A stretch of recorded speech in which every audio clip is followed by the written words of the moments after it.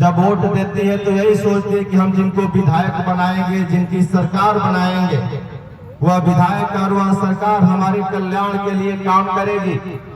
लेकिन 75 वर्षों से विधायक भी इस देश में बन रहे हैं, सांसद भी इस देश में बन रहे हैं, मंत्री भी इस देश में बन रहे हैं, मुख्यमंत्री भी इस देश में बन रहे हैं, प्रधानमंत्री, राज्यपाल, राष्ट्रपति भी बन रहे हैं। लेकिन इन 75 वर्षों में देश के कमजोर, गरीब, किसान, मजदूरों का कल्याण आज तक नहीं हो पाया। तब जाकर के हम लोगों ने आज से 7-6 साल पहले जनता क्रांति पार्टी राष्ट्रवादी की लड़ाई को, जनता क्रांति पार्टी राष्ट्रवादी को बनाने का काम किया और जनता की लड़ाई को लड़ने का लड़ाई आरंभ किया।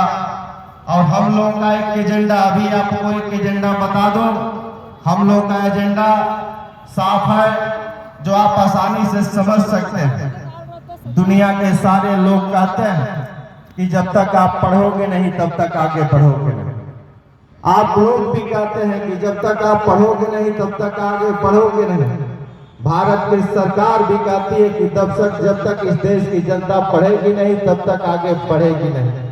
मैं तो पूछना चाहता हूं भारत सरकार से, मैं पूछना चाहता हूं प्रदेश की सरकार से, उन पूर्ववर्ती सरकार के जो नेताओं से, कि आपने पढ़ाई के लिए कौन सा कानून बनाया, आपने जनता को पढ़ने के लिए कौन सा योजना बना करके जनता को दिया कि जिससे जनता पढ़ लिख करके मजबूत होके, जनता की लड़ाई मजबूत होके, जनता की आवाज मजबूत हो।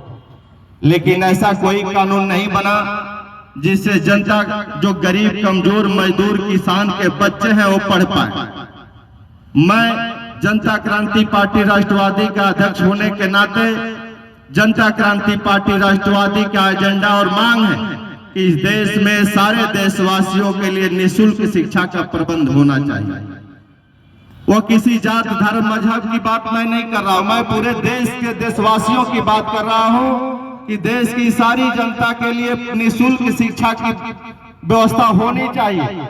आप देख रहे हैं कि नरेंद्र मोदी जी ने घोषणा किया कि मैं 5 साल निःशुल्क राशन दूंगा, एक भी पैसा नहीं लूंगा। आपको राशन देने के लिए 5 साल की गारंटी पहले नरेंद्र मोदी जी ने लिया है कि हम 5 साल आपको राशन फ्री दूंगा, लेकिन एक भी पैसा नहीं लूंगा।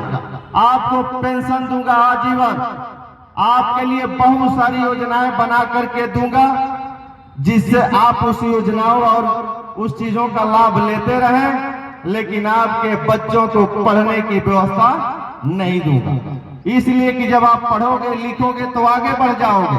आप सरकार से सवाल करोगे, चाहे वो प्रदेश की सरकार हो, चाहे देश की सरकार हो, चाहे बिहार की सरकार हो, चाहे बंगाल की सरकार हो, देश के किसी भी कोने में आप जाओगे, यदि आप पढ़े लिखे रहोगे तो आप सवाल करोगे, तो सरकार सवाल करने वाले को पैदा नहीं करना चाहती है। सरकार ये नहीं चाहती है कि कोई सवाल हमसे करे।